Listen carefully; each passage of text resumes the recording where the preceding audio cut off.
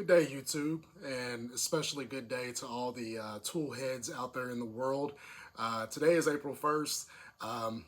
First, I want to assure you that this is not some half-cocked April Fool's joke. It is just me trying to elaborate on some of the tool coverage that we've done here at Nulu Tool. So if you've followed the channel in any capacity over the last handful of months, you'll see that the majority of the content that I cover is typically going to be either DeWalt or Milwaukee.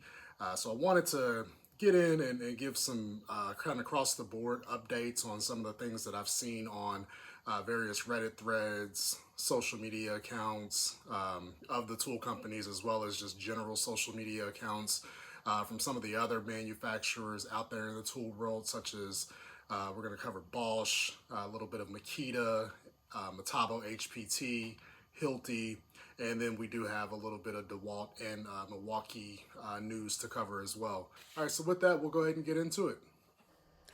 So Bosch has been on an absolute heater over the last week or two with some of their updates on tools. The first being a Bosch cordless air compressor. The model number for this tool is GK018V-51. This looks to be an oil-free machine with an airflow rate of about 51 liters per minute. It is a compact compressor, and the sound level comes in at about 85 decibels, according to some information that we found over at Reddit. I don't have any definitive release information or pricing information on this tool. Next up is the Bosch 18-volt cordless track saw. The model number for that tool is EXKT18V-52G. This tool features a brushless motor and a low profile design for cutting up to 10 millimeter close to wall surfaces. It features an approximately 5.5 inch blade size, or 140 millimeters for those on the other side of the pond. Bosch says that the new saw can cut up to 52 millimeters or 2 inch deep at 90 degrees and up to 32 millimeters or 1 1/4 inch at 45 degrees.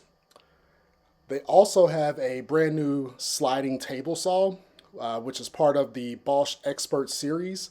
The model number for that tool is EXTH100-254X.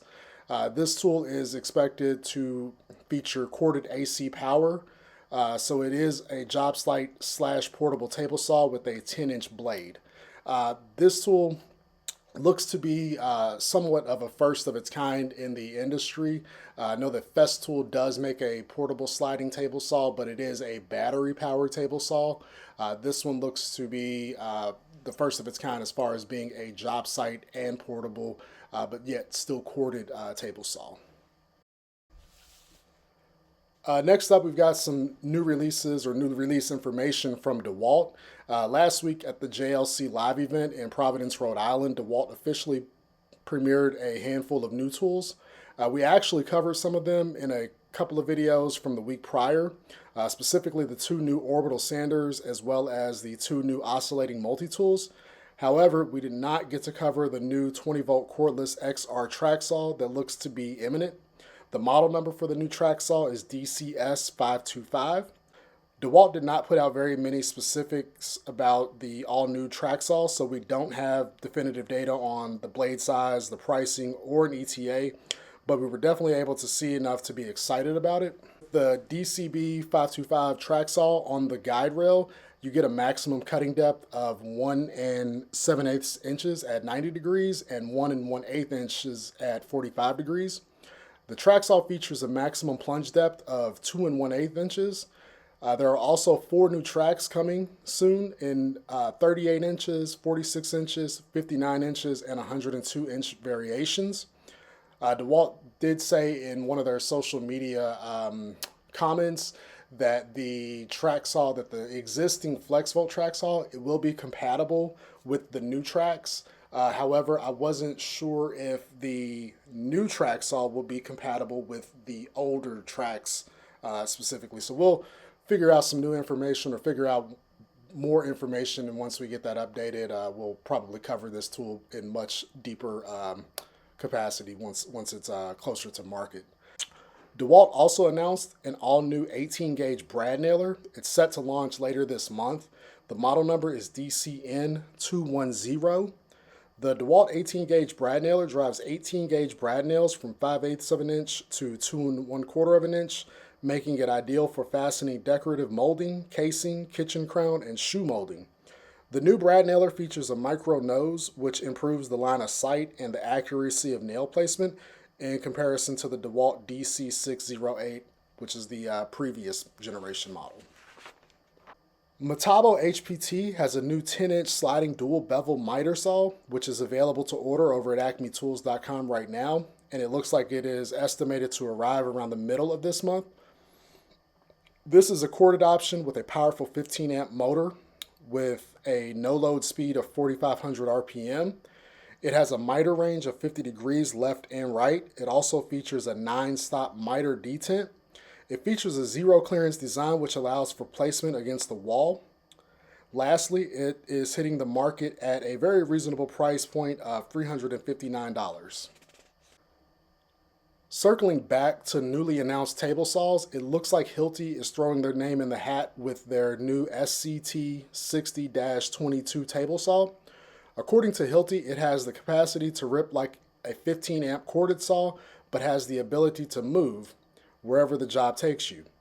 The new table saw features a 10-inch blade with a maximum cutting depth of 3.54 inches and a max bevel angle of 47 degrees.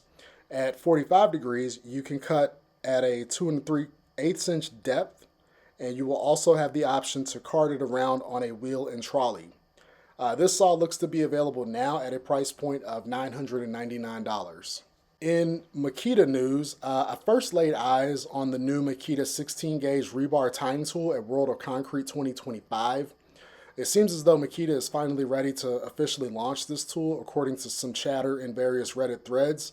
The Makita 16 gauge rebar tying tool, model number GRT01Z, boasts a max tying capacity of number 9 by number 8 rebar and a minimum of number 3 by number 3 rebar or wire mesh by wire mesh. According to Makita, it performs up to 65% stronger ties with 16 gauge wire. An exact release date is not yet available, but I certainly see this being a highly sought after tool in the concrete trade specifically. It will pair especially well with Makita's recently released 40 volt XGT brushless rebar cutter, model number GCS01ZK. And to round out today's tool updates, we'll spend a moment talking about some of Milwaukee's soon-to-be released SDX Max rotary hammer drills. We actually covered both of these in a press release video nearly 2 months ago. However, we now have a more definitive release date for each of them, as well as pricing for bare tool and kitted tool options for both. The new M18 Fuel 1 3/4 inch SDS Max rotary hammer drill is set to be available during the first half of April, and the M18 Fuel 1 9/16 inch SDS Max looks like it will be available during the back half of May.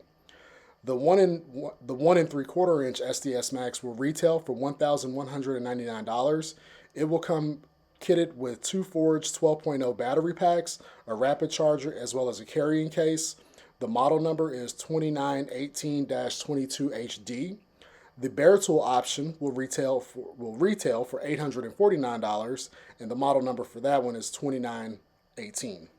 The 1 9/16 inch SDS Max will retail for $949, and it will also come with 2 forged 12.0 battery packs, a rapid charger, and a carrying case.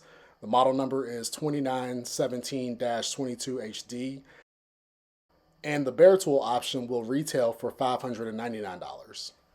Hey there. Thanks for taking the time to watch today's video. We'll try to take more opportunities or create more opportunities to put out videos like this that covers a wider range of the tool industry so that we can not only talk about Milwaukee or DeWalt. I know there's a lot of folks that have a wide range or a wide variety of tools that they have invested in or want to invest in. So we definitely want to cover much more of the tool industry across the board going forward.